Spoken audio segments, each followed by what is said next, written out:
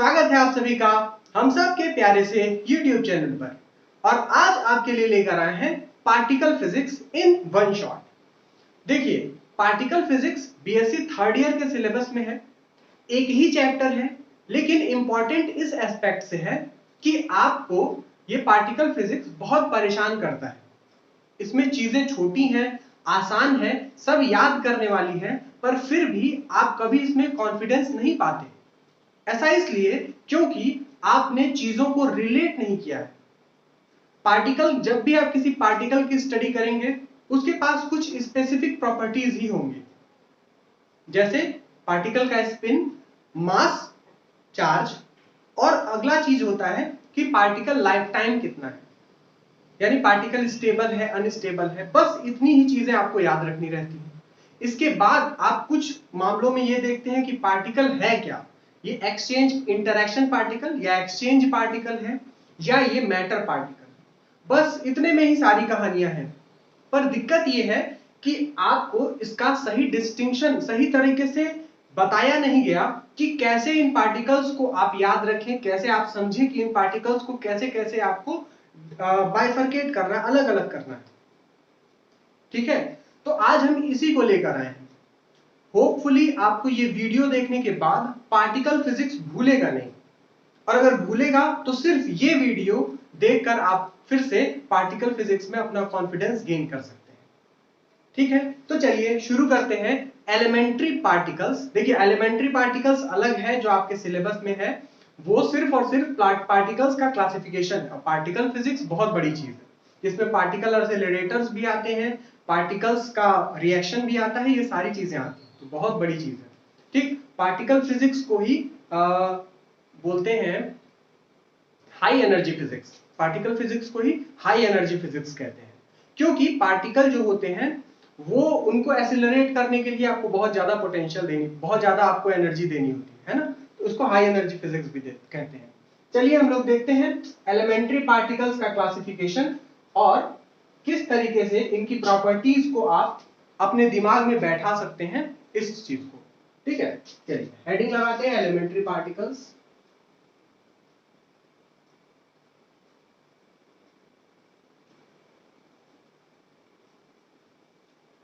देखिए, जब भी आप किसी पार्टिकल के बारे में स्टडी करेंगे, आपके सामने कुछ स्पेसिफिक प्रॉपर्टीज ही होती हैं, जैसे कि मास, चार्ज और स्पिन।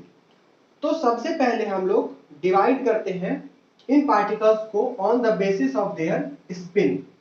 ठीक है, देखिए, जब भी आप गूगल कीजिएगा, विकिपीडिया से पढ़िए, किसी और वेबसाइट से पढ़िए, या सिर्फ इमेजेस देखिए, आपको कई तरह के क्लासिफिकेशन दिखेंगे। ऐसा इसलिए भी है क्योंकि अलग अलग तरह की प्रॉपर्टीज की स्टडी करने के लिए इनका क्लासिफिकेशन अलग अलग साइंटिस्ट ने, अलग अलग लैब्स ने अलग अलग तरीके से किया है। ठीक है, तो कहीं आपको कुछ चीजें मिलेंगी, कहीं कुछ नहीं मिलेंगी।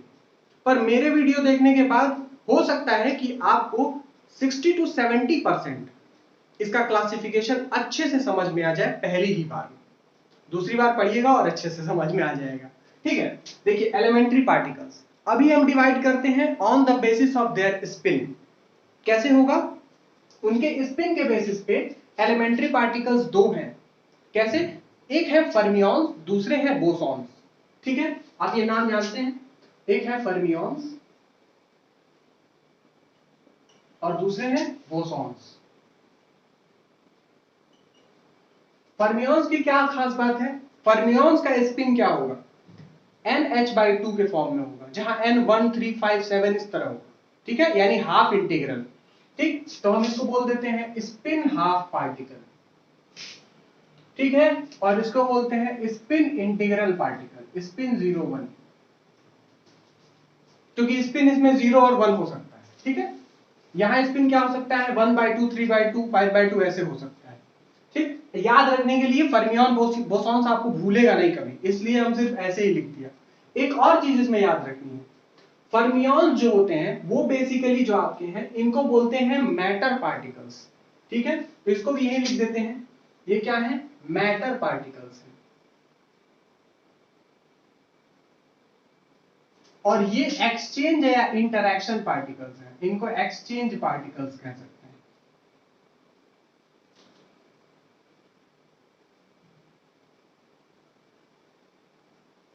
अब देखिए, मैटर पार्टिकल और एक्सचेंज पार्टिकल देखते ही इनको जो हमने डिस्टिंग्विश कर दिया वो दो तरीके से कर दिया। जब भी आप बोलेंगे कि ये मटेरियल बना हुआ है तो वो किससे बना होगा? फर्मियॉन्स से। इस मटेरियल के बीच में जो फोर्सेस हैं उनके लिए कौन जिम्मेदार है? बोसॉन्स जिम्मेदार है।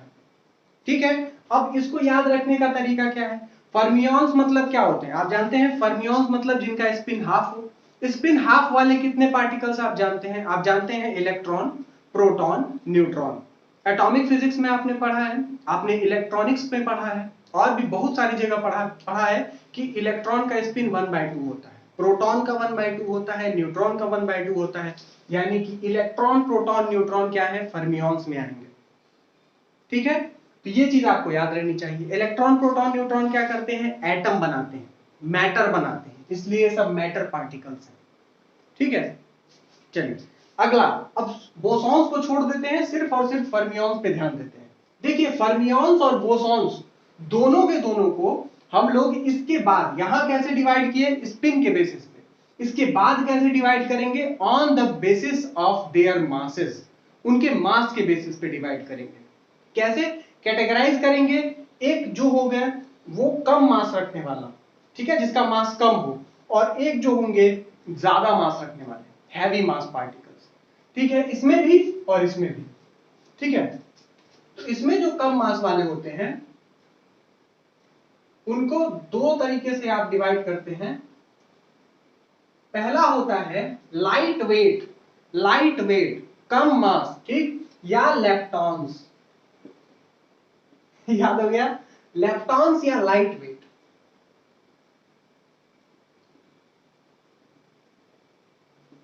दूसरे इससे हैवी वेट वाले, इससे कंपैरिजन में हैवी वेट वाले, या बेरियॉन्स।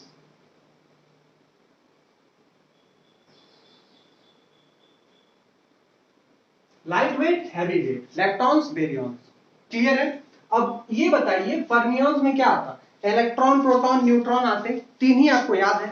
ठीक है, अब आपको ये चीज ध्यान होनी चाहिए कि लाइट वेट कौन होता है इलेक्ट्रॉन, प्रोटॉन, न्यूट्रॉन में? इलेक्ट्रॉन होता है ऑब्वियसली, -31, इसका -27 किलोग्राम।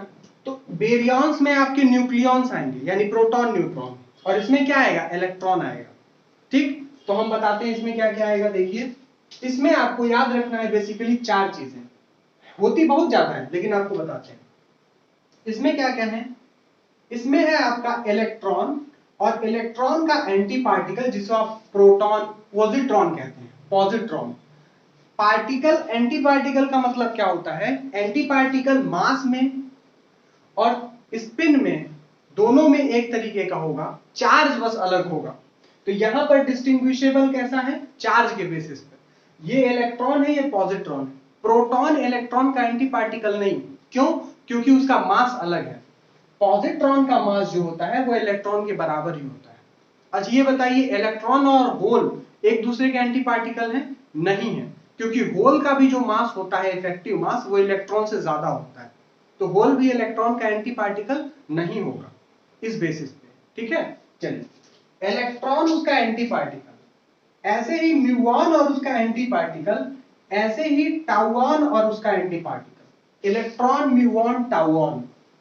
ठीक है, अब देखिए एक चीज आती है न्यूट्रिनो, आप इसको लिख लीजिएगा, न्यूट्रिनो एंड एंटी न्यूट्रिनो, नाम लिख लीजिएगा, म्यूऑन, टाउऑन। यहां न्यूट्रिनो और एंटी न्यूट्रिनो, खास बात क्या है? ये न्यूट्रिनो जो होती है रिएक्शंस के बाद निकलती है, ठीक, न्यूक्लियर रिएक्शन में निकलता है। ये न्यूट्रिनो इसके लिए भी होता है, इसके लिए, इसके लिए, इसके एंटी पार्टिकल के लिए, टाउऑन के लिए, टाउऑन के एंटी पार्टिकल के लिए। ठीक है, देखिए क्या क्या होता है। इलेक्ट्रॉन न्यूट्रिनो, म्यूऑन न्यूट्रिनो और टाउऑन न्यूट्रिनो। इसी तरीके से एंटी न्यूट्रिनो होता है, किसके लिए? Electron anti neutrino, muon anti neutrino और टाउऑन एंटी न्यूट्रिनो। ठीक, कहां निकलता है रिएक्शन? आपको हम एक रिएक्शन बता देते हैं, इसको आप लिख सकते हैं कैसे न्यूट्रिनो और एंटी न्यूट्रिनो निकलता है। याद रहे तो अच्छी बात है, नहीं याद रहे तो कोई बात नहीं। देखिए क्या होता है, जब आप बोलते हैं बीटा डीके होता है न्यूक्लियस में, बीटा डीके, तो बीटा डीके बेसिकली दो तरीके का होता है, एक बीटा माइनस और एक बीटा प्लस। बीटा माइनस मतलब न्यूक्लियस से इलेक्ट्रॉन निकला, और बीटा प्लस यानी न्यूक्लियस से पॉजिट्रॉन निकला। ठीक है। एक और चीज होती है कि न्यूक्लियस में इलेक्ट्रॉन और पॉजिट्रॉन नहीं रह सकते हैं, क्वांटम मैकेनिक्स में पढ़ा जाता है। ठीक, हाइजेनबर्ग अनसर्टेनिटी प्रिंसिपल से निकाला जाता है उसको कि इलेक्ट्रॉन न्यूक्लियस में नहीं रह सकता। ठीक, और भी तरीके हैं निकालने के। ठीक है, अब देखिए इसका मतलब क्या हुआ, ये इलेक्ट्रॉन जो है, ये इलेक्ट्रॉन न्यूक्लियस में था नहीं, न्यूक्लियस में अचानक से बना, और चूंकि वो न्यूक्लियस में नहीं रह सकता इसलिए बाहर निकल के आ गया, तो इसको बोल देते हैं हम लोग कि इलेक्ट्रॉन एमिटेड फ्रॉम न्यूक्लियस। वो न्यूक्लियस से नहीं निकला, न्यूक्लियस में बना। कैसे बना, एक न्यूट्रॉन होता है 0n1 जो बदलता है एक प्रोटॉन में। क्यों बदलता है, टू गेट स्टेबिलिटी। अगर न्यूट्रॉन ज्यादा है तो न्यूट्रॉन डीके होके प्रोटॉन बदलेगा, ताकि n/p रेशियो, याद रखिएगा थोड़ा सा आपका न्यूक्लियस जा रहा है, n/p रेशियो 1.6 और 1 के बीच में आए। अगर कहीं n/p रेशियो 1.6 से ज्यादा हो जाएगा तो क्या होगा, न्यूक्लियस आपका अनस्टेबल होगा, तो वो बीटा डीके करेगा। ठीक है, और 1 से कम रहेगा। 1.6 से जब हम जाते हैं हायर में, यानी जैसे यूरेनियम आ गया आपका, तो यूरेनियम में n/p रेशियो 1.6 के आसपास होता है। ठीक है, उससे ज्यादा होता है, तो वो क्या करेगा, बीटा डीके, अल्फा डीके वगैरह कुछ करता जाएगा। ठीक, तो n/p रेशियो को बैलेंस करने के लिए क्या करते हैं, ये अल्फा बीटा डीके करते हैं। तो वही कर रहा है ये, न्यूट्रॉन ज्यादा हो गया था तो न्यूट्रॉन एक प्रोटॉन में बदला। अब गौर से देखिए, यहां पर मास जो है वो तो जीरो, यहां पर चार्ज क्या है, 0, ये z बताता है, z, और ये a है। मास देखिए, ये मास नंबर है, मास नंबर तो सेम हो गया, पर ये z क्या बताता है, चार्ज। यहां देखिए 0 चार्ज है न्यूट्रॉन पे, यहां प्रोटॉन पे +1 चार्ज है। ठीक, तो चार्ज जो है वो बैलेंस होना चाहिए, इसलिए यहां कोई पार्टिकल निकलेगा जिसका चार्ज हो -1, वो पार्टिकल कौन सा होगा, बीटा। लेकिन हमको मास नहीं चाहिए, क्योंकि मास तो पूरा पूरा मिल गया है। तो आप जानते हैं कि इलेक्ट्रॉन का मास जो होता है AMU में हम 0 बोलते हैं। ठीक है, क्योंकि प्रोटॉन से बहुत हल्का होता है। तो ये देखिए 0 -1 बीटा 0, बीटा पार्टिकल निकल रहा है। अब एक और चीज इसमें गौर से देखने वाली है, न्यूट्रॉन का जो स्पिन होता है 1/2 होता है, प्रोटॉन का स्पिन होता है 1/2, बीटा पार्टिकल का स्पिन यानी इलेक्ट्रॉन का स्पिन 1/2। ठीक, स्पिन क्वांटम नंबर नहीं कह रहा है सर, ठीक है, स्पिन क्वांटम नंबर भी 1/2 होता है। क्या चीज -1 + 1 होता है, वो होता है स्पिन क्वांटम नंबर का जो आपका प्रोजेक्शन आता है। ठीक है, ms की वैल्यू +- 1/2 होती है। ठीक है, स्पिन हरदम 1/2 ही होता है, तो 1/2 1/2 1/2। अब देखिए स्पिन के जो कंजर्वेशन है, इसको भी शायद पाउली ने या हुंड ने, किसी ने बताया था कि स्पिन भी कंजर्व रहेगा। यहां क्या कंजर्व रहा, मास नंबर कंजर्व हो गया, चार्ज कंजर्व हो गया, स्पिन भी कंजर्व होना चाहिए। यहां स्पिन क्या है 1/2, यहां स्पिन क्या है 1/2 1/2 1 हो गया। तो इस स्पिन के कंजर्वेशन के लिए एक और पार्टिकल निकलता है जिसे बोलेंगे एंटी न्यूट्रिनो, जिसका स्पिन होगा -1/2। ठीक है, और ये एंटी न्यूट्रिनो किसका है, बीटा पार्टिकल, यानी इलेक्ट्रॉन का एंटी न्यूट्रिनो। अब आपको समझ में आ गया होगा ये एंटी न्यूट्रिनो कहां से निकलता है। छोटी सी चीज थी, सोचा बता दें, इसलिए बता दिया। नोट कर लीजिएगा क्योंकि इसको हटाने जा रहे हैं, और बाकी सारी चीजें हम लोग फिर से बताएंगे। अब देखिए गौर से देखिए, ये आपके एंटी न्यूट्रिनो है। लेप्टॉन्स और बेरियॉन्स के साथ ही कुछ और भी पार्टिकल्स आते हैं जिन्हें हम कहते हैं क्वार्क्स, और क्वार्क्स भी फर्मियॉन्स में ही आते हैं। इनको दिखाया क्यों नहीं गया है, इनको इसलिए नहीं दिखाया गया है क्योंकि क्वार्क्स को माना गया कि जो इन पार्टिकल्स हैं इनको बनाने वाले और छोटे पार्टिकल्स।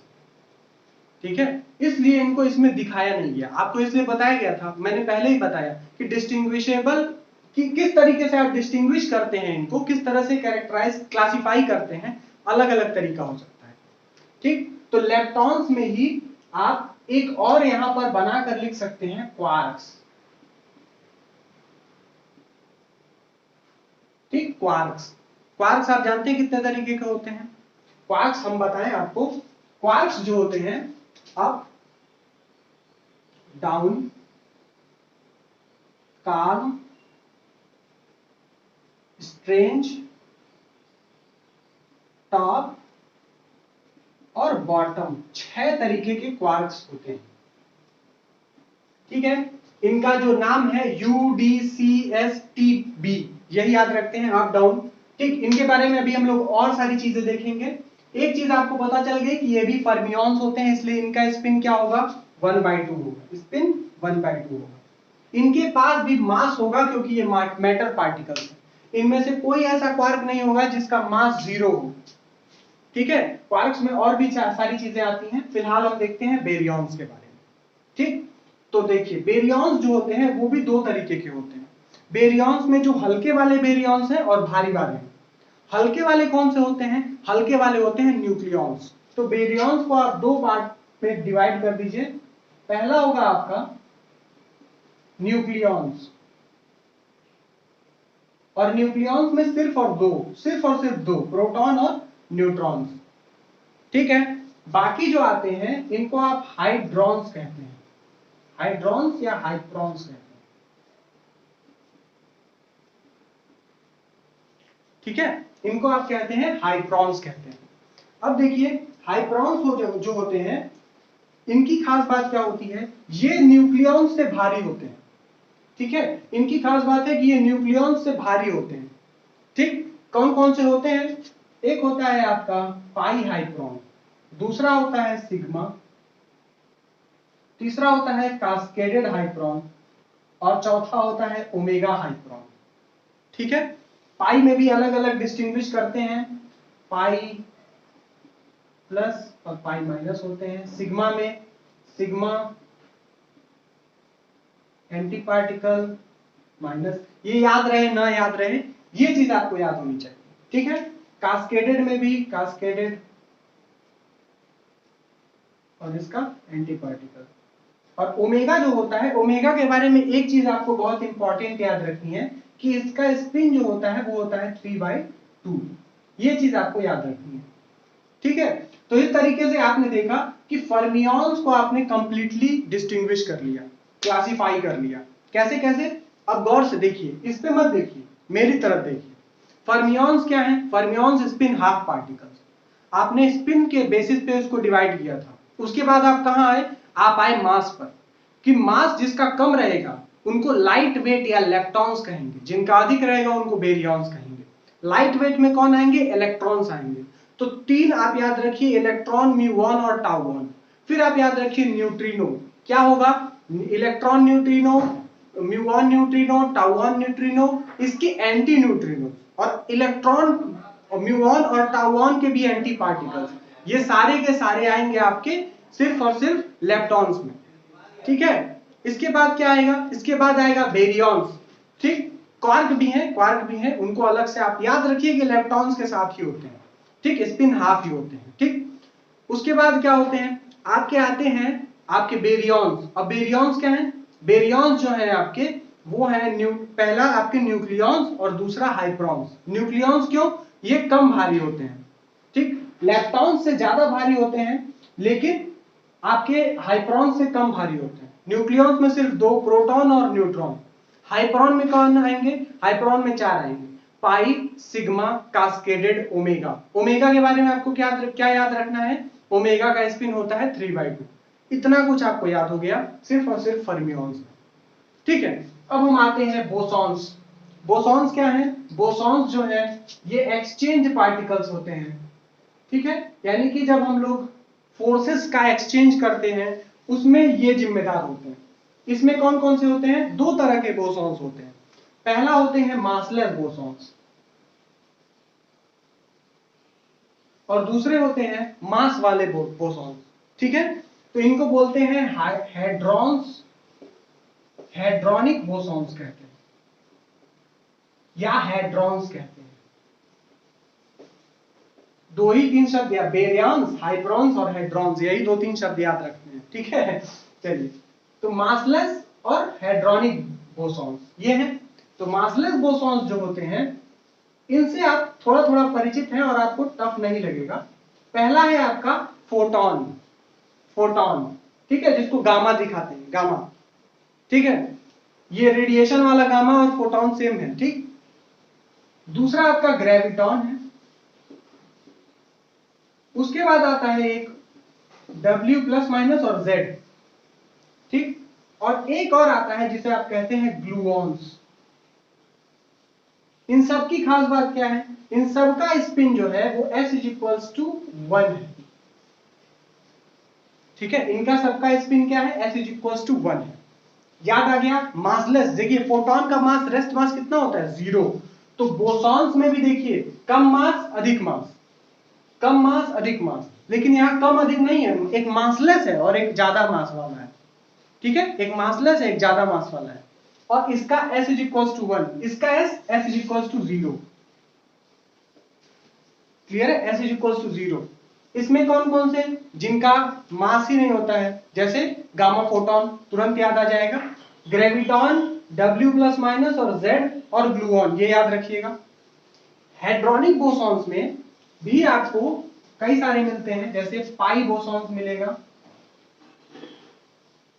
इसको बोलते हैं के, ईटा, और भी सारे मिलते हैं।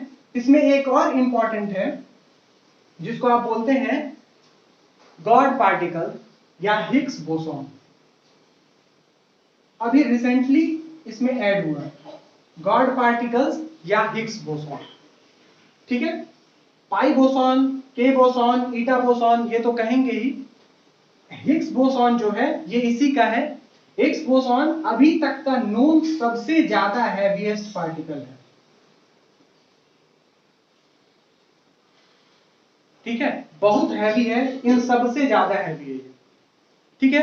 तो ये आपका पूरा का पूरा क्लासिफिकेशन हो गया एलिमेंट्री पार्टिकल्स का। इतना आप याद रखिएगा तो आपसे बहुत सारे सवाल हो जाएंगे, ठीक। अब देखिए बात क्या है कि इसमें कुछ और तरीके का डिस्टिंग्विश क्लासिफिकेशन है जिसको हम लोग देखना चाहेंगे, कैसे क्लासिफाई करते हैं। देखिए क्वार्क्स जो होते हैं इनके बारे में कुछ हम लोग को प्रॉपर्टीज देखनी है और कुछ हम लोग को देखनी है मासलेस बोसॉन्स की प्रॉपर्टीज कैसे होगी, इसके बारे में देखते हैं। सबसे पहले मासलेस बोसॉन्स का देखते हैं, कुछ प्रॉपर्टीज मासलेस बोसॉन्स की। हम आपको बताएं ये क्या है, एक्सचेंज पार्टिकल्स हैं। एक्सचेंज पार्टिकल्स गामा किसके लिए होता है, गामा इलेक्ट्रोमैग्नेटिक एक्सचेंज या इलेक्ट्रोमैग्नेटिक इंटरेक्शन। जैसे आप बोले दो चार्जेस हैं प्लस माइनस, इनके बीच अट्रैक्शन हो रहा है, तो क्या हो रहा है, इसमें फोटॉन्स का एक्सचेंज हो रहा है। आपको दिख रहा है नहीं दिख रहा है उससे मतलब नहीं, फोटॉन्स का एक्सचेंज हो रहा है, ठीक है। इलेक्ट्रोमैग्नेटिक वेव तो आप जानते ही हैं कि फोटॉन्स है, लेकिन जब आप मैग्नेट्स रखें या आप चार्जेस रखें आपका फोटॉन का एक्सचेंज हो रहा है, तो ये किस चीज के लिए है, इलेक्ट्रोमैग्नेटिक एक्सचेंज पार्टिकल है गामा फोटॉन। फिर ग्रेविटॉन जो होता है, ग्रेविटॉन के बारे में खास बात यह है कि अभी तक अननोन है, ठीक है, हाइपोथेटिकल है, हाइपोथेटिकल है और अभी तक अननोन है। माना गया है ये भी मासलेस होता है और ये एक्सचेंज पार्टिकल किसका होगा, ग्रेविटी का होगा, ठीक है, ये ग्रेविटी का एक्सचेंज पार्टिकल होगा, ठीक। अगला है W प्लस माइनस और Z। ये W प्लस माइनस और Z जो होगा, ये पार्टिकल्स जो है वो वीक इंटरेक्शन के एक्सचेंज पार्टिकल्स, ठीक है। तो ये क्या है, वीक इंटरेक्शन के एक्सचेंज पार्टिकल्स हैं। और लास्ट में आता है आपका ग्लूऑन्स जो कि स्ट्रॉन्ग इंटरेक्शन के एक्सचेंज पार्टिकल्स, किसके हैं, स्ट्रॉन्ग इंटरेक्शन के एक्सचेंज पार्टिकल्स हैं। तो कभी भी आपके पास आएगा स्ट्रॉन्ग इंटरेक्शन, वीक इंटरेक्शन, आप आराम से बता सकते हैं, ठीक है। अब चलिए आपको बताते हैं कुछ और खास बात। देखिए क्वार्क के बारे में बताते हैं। क्वार्क जो होता है इनको इनके बीच में क्यों नहीं लिखा गया था, इसके पीछे कारण है। एलिमेंट्री पार्टिकल्स की डेफिनेशन जो होती है वो होती है कि स्मॉलेस्ट पार्टिकल जो बाकी किसी पार्टिकल से मिलकर नहीं बने। लेकिन असली बात तो ये है कि यहां पर प्रोटॉन और न्यूट्रॉन भी कई पार्टिकल्स से मिलकर बना है, और ये हाइड्रोनिक जो बोसॉन्स है ये भी कई पार्टिकल्स से मिलकर बने हैं। ठीक है, तो ऐसे पार्टिकल्स किनसे मिलकर बने हैं? Most of the particles quarks से मिलकर बने हैं। एग्जाम्पल के लिए जब आप प्रोटॉन की बात करते हैं तो एक प्रोटॉन क्या होता है, दो अप क्वार्क्स UU और एक डाउन क्वार्क से मिलकर बना होता है। प्रोटॉन किससे मिलकर बना होता है? दो अप क्वार्क और एक डाउन क्वार्क से मिलकर बना होता है। एक और खास बात होती है कि हर क्वार्क के पास अलग अलग तरह के कलर की पाए जाने की प्रोबेबिलिटी होती है, यानी ये कलर चार्जेस दिखाते हैं। ठीक है, क्या मतलब हुआ? मतलब ये हुआ कि आप जैसे अभी स्पिन देख रहे थे एक प्रॉपर्टी है, वैसे क्वार्क का कलर भी एक प्रॉपर्टी है। जो प्रोटॉन होता है वो एक ब्लू, रेड और ग्रीन से मिलकर बना होता है। ब्लू, रेड और ग्रीन से मिलकर बना होता है। ये क्वार्क्स जो होते हैं, अगर ब्लू, रेड, ग्रीन हो गया तो ये कलरलेस हो जाएगा। तो प्रोटॉन असल में कलरलेस है। ठीक है, कलरलेस है। इन क्वार्क्स को कौन जोड़ कर रखा है? इन क्वार्क्स को कौन जोड़ कर रखा है? प्रोटॉन को आप तोड़ नहीं सकते। जब भी एक्सचेंज होता है तो प्रोटॉन ही होता है, क्वार्क्स नहीं होते।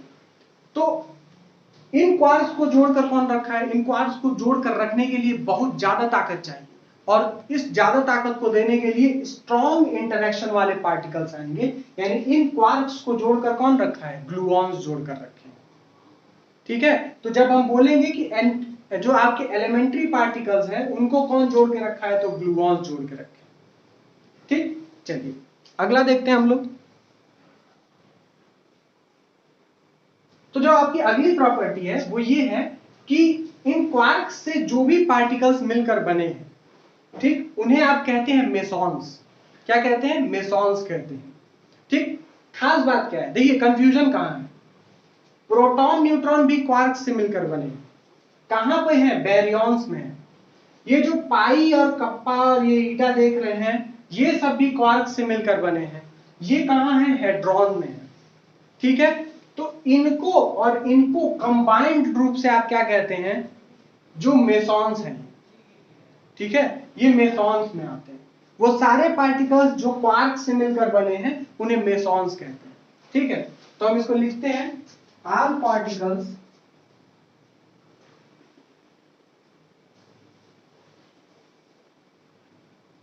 Made up of quarks are called mesons. ठीक है, वो जो पार्टिकल्स जो बनते हैं क्वार्क से उन्हें मेसॉन्स कहते हैं। ठीक है, एक और चीज, अभी तक कितने नोन मेसॉन हैं? 100 से ज्यादा मेसॉन्स आपको पता है, लगभग 140 मेसॉन्स, 140 तरह के मेसॉन्स आपको पता है। लेकिन उसमें सबसे इंपॉर्टेंट पाई मेसॉन है।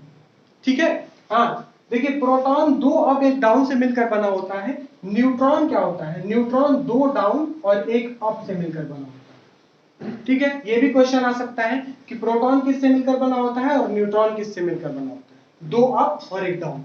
ठीक, उसमें सबसे इंपॉर्टेंट क्या है? कौन से मेसॉन्स हैं? पाई मेसॉन्स हैं। ठीक, लेकिन उससे पहले देखते हैं हम लोग baryon number.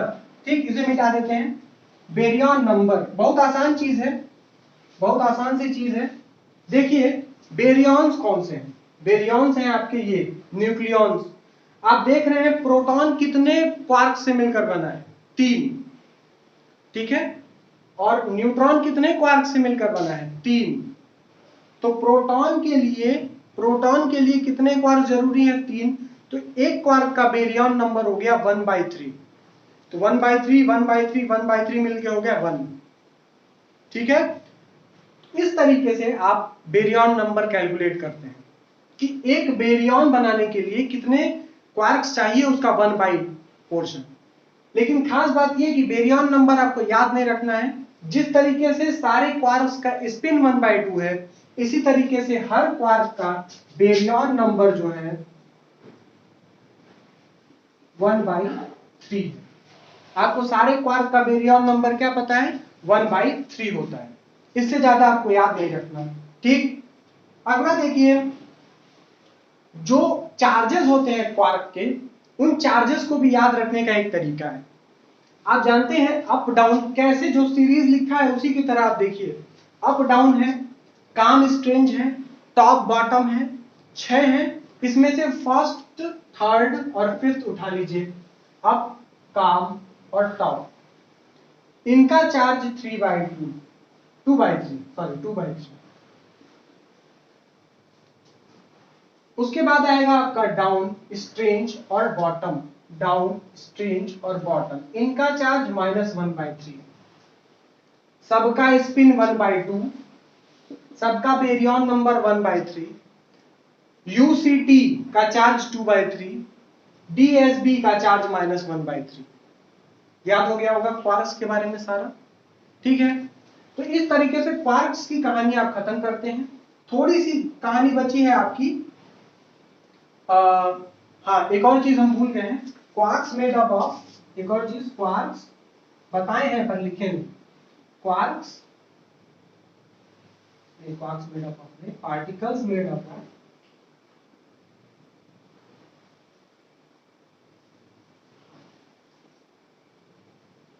quarks are called hadrons, ठीक है। पार्टिकल्स जो क्वार्क्स से मिलकर बने रहेंगे उन्हें आप क्या कहेंगे, हेड्रॉन्स कहेंगे, ठीक है। न्यूक्लियॉन्स भी जो है वो भी एक तरह के हेड्रॉन्स है, कंफ्यूजन नहीं होना चाहिए, ठीक, होते हैं तो होते हैं, ठीक है, कई तरीका है। अब आते हैं थोड़ा सा पाई मेसॉन के बारे में बात कर लेते हैं, ठीक है।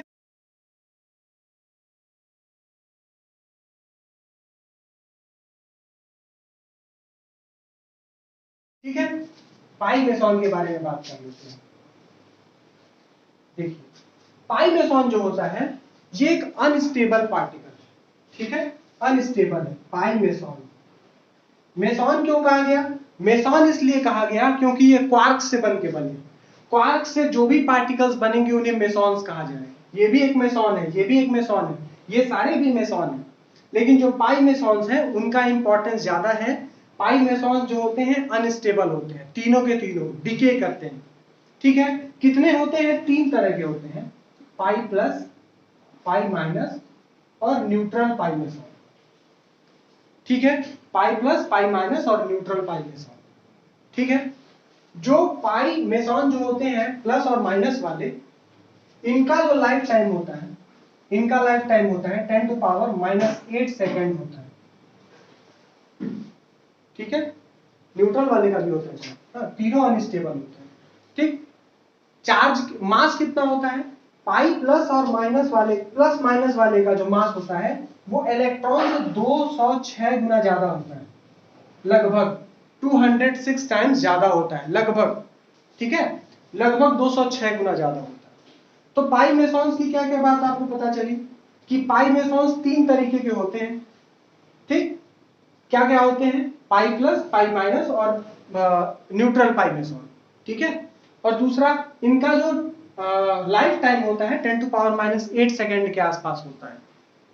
क्यों होता है लाइफ टाइम इतना, क्योंकि सारे के सारे क्यों हैं, अनस्टेबल है, ठीक है। और ये 206 हम एक बार कंफर्म कर देते हैं, एक मिनट, 206, हाँ ये 264 है, 264 टाइम्स, 264 गुना मास होता है इसका इलेक्ट्रॉन का, ठीक है। इतना कुछ आपको पाई मेसॉन के बारे में जानना है, ठीक है। तो कुल मिलाजुलाकर हमने एक्सचेंज पार्टिकल्स, जो एलिमेंट्री पार्टिकल्स हैं उनका एक्सचेंज पार्टिकल के बारे में लगभग सब कुछ जान लिया, ठीक। एक बार फिर से रिवाइज कर देते हैं ताकि आपके दिमाग में बैठा रहे, कभी भी भूले ना। देखिए आपके पास 2 तरीके का डिस्टिंग्विश, 2 तरीके का क्लासिफिकेशन है, पहला है फर्मियॉन्स, दूसरा है बोसॉन्स। किस बेसिस पे है, स्पिन के बेसिस पे। Fermions light weight heavy weight, light weight lepton, heavy weight baryons. Baryons में भी 2, एक लाइट वेट एक हैवी वेट। बेरियॉन्स के लाइट वेट को न्यूक्लियॉन्स और हैवी वेट को आप बोलते हैं हाइप्रॉन्स। और इसमें भी मासलेस और मास वाले, मासलेस में स्पिन 1, मास वाले में स्पिन 0। मासलेस में आपका गामा फोटोन आएगा, ठीक है, और मास वाले में कौन सा आएगा, आपका आएगा पाई, के, ईटा और Higgs boson. Higgs boson non heaviest particle, ठीक है। अगला क्या है, आप जानते हैं लेप्टॉन्स में क्या आएगा, लेप्टॉन्स में इलेक्ट्रॉन उसका एंटी पार्टिकल, म्यूऑन उसका एंटी पार्टिकल और आपका टाउन उसका एंटी पार्टिकल। उसके बाद क्या आते हैं न्यूट्रिनोज, इन तीनों के न्यूट्रिनोज इनके एंटी पार्टिकल्स के न्यूट्रिनोज। ठीक है, न्यूक्लियस में प्रोटॉन और न्यूट्रॉन आते हैं, हाइप्रॉन्स में आपके पाई, सिग्मा, कास्केडेड और ओमेगा आते हैं। याद क्या रखना है, ओमेगा का स्पिन 3/2 होता है बस। इसके बाद क्या है आपके मासलेस बोसॉन्स है, मासलेस बोसॉन का स्पिन 1 होता है। और तो और ये सारे एक्सचेंज पार्टिकल्स हैं, ये क्या करते हैं, फोर्स ऑफ अट्रैक्शन या रिपल्शन जो होता है उसमें ये एक्सचेंज होते हैं, यही एक्सचेंज होते हैं तो फोर्स आपकी लगती है दो पार्टिकल्स के बीच में। गामा किसका होता है, इलेक्ट्रोमैग्नेटिक इंटरेक्शन का। ग्रेविटॉन्स, ग्रेविटी आपके W प्लस माइनस Z, और Z क्या होता है, वीक जो फील्ड होती है, वीक इंटरेक्शन जो होते हैं, और ग्लूऑन्स स्ट्रॉन्ग इंटरेक्शन के होते हैं। ठीक है, इस तरीके से आपने देख लिया। दूसरा आपने देखा क्वार्क्स के बारे में कि क्वार्क्स के पास प्रॉपर्टीज क्या क्या है, मास तो है ही, स्पिन सबका 1/2 होता है, बेरियन नंबर सबका 1/3 होता है, जिनके पास कलर भी होता है और चार्ज भी होता है। फर्स्ट 135 का जो चार्ज होता है वो 2/3 होता है। सेकेंड और फोर्थ और सिक्स इसका चार्ज क्या होता है, -1/3 होता है। उसके बाद आपने पाई मेसॉन के बारे में देखा, 3 तरह के होते हैं, तीनों अनस्टेबल होते हैं और इनका मास जो होता है average 264 times mass of electron होता है। ठीक है, एक चीज और इंपॉर्टेंट है कि एक ऐसा पार्टिकल है जो हाइपोथेटिकल है, लेकिन माना गया है कि उसकी स्पीड ऑफ लाइट से भी ज्यादा होती है, जिसका नाम है टैकियन, TACHYON, टैकियन। ठीक है, इसके आगे लिख लीजिएगा टैकियन एक हाइपोथेटिकल पार्टिकल है और speed is considered to be greater than speed of light. ठीक है, तो मुझे लगता है एलिमेंट्री पार्टिकल आपको पढ़ने के साथ साथ 1.5 पे इस वीडियो को देख लेना चाहिए, ताकि आप एक बार फिर से इसको रिवाइज कर सकें। ठीक है, आपके बीएससी के सिलेबस में सबसे खराब बात यह है कि आपको रिवीजन का टाइम नहीं मिलता, और इसलिए कुछ थियोरेटिकल जो आपके पोर्शंस हैं वो हमेशा के लिए आपको भूल जाते हैं। दूसरी चीज, आपको जिस तरह से लिखवाया जाता है या बुक्स में दिया हुआ है वो इस तरीके से नहीं दिया कि एक ही चार्ट में आप कई सारी चीजों को दिखा सकें। ठीक है, तो आप कोशिश कीजिएगा कि एक चार्ट बनाइए, उस चार्ट में मोस्ट ऑफ द थिंग्स को इंक्लूड कर लीजिए। ठीक, फिर भी एलिमेंट्री पार्टिकल्स का क्लासिफिकेशन आप जब भी देखिएगा आपको हमेशा कंफ्यूजन होगी, पर याद रखिए कंफ्यूजन तभी तक है जब तक आप उनको जोड़ नहीं रहे। जिस समय आपने जोड़ना शुरू कर दिया, जैसे हमारे में कंफ्यूजन क्या क्या थी, क्वार्क्स को कहां रखें। ठीक है, आपको कहीं क्वार्क दिखेगा तो बेरियन नहीं दिखेगा, बेरियन को अलग कर देता है। कहीं कहीं आप देखिएगा तो फर्मियन और बोसॉन्स हटा देता है, सीधे सीधे वो lepton, quark, baryon, massless boson और हाइड्रोनिक बोसॉन्स पे करता है, इसको हाइड्रॉन कह देता है। तो आपको अलग अलग तरह का क्लासिफिकेशन दिखेगा, पर अगर आप उनके बीच का रिलेशन जानते हैं, जैसे कि अगर क्वार्क्स से बनकर कोई भी पार्टिकल बना है तो उन्हें म्यूऑन्स कहेंगे और मेसॉन्स कहेंगे, और मेसॉन्स जो होते हैं वो यहां पर भी हैं और यहां पर भी। ठीक है, क्वार्क्स से मिलकर बने हैं, 3 क्वार्क्स से मिलकर बने हैं, इसलिए क्वार्क्स का बेरियन नंबर 1/3 होता है, स्पिन 1/2 होता है, इसलिए क्वार्क भी एक तरह का फर्मियन हुआ। अगर आप ये सारी चीजें याद रखेंगे तो आपको बिल्कुल भी प्रॉब्लम नहीं होगी। मैंने 10 क्वेश्चंस पहले ही दे रखे हैं टेलीग्राम ग्रुप पर, उस क्वेश्चन को अब आप शायद अच्छे से कर सकते हैं। अगर फिर भी आपको कोई प्रॉब्लम है तो आप कमेंट बॉक्स में पूछिए, टेलीग्राम ग्रुप में पूछिए, मेल करके पूछिए, कहीं से भी पूछिए, आपका डाउट क्लियर होना चाहिए। ठीक है, पढ़ाई करते रहिए, ऑल द बेस्ट।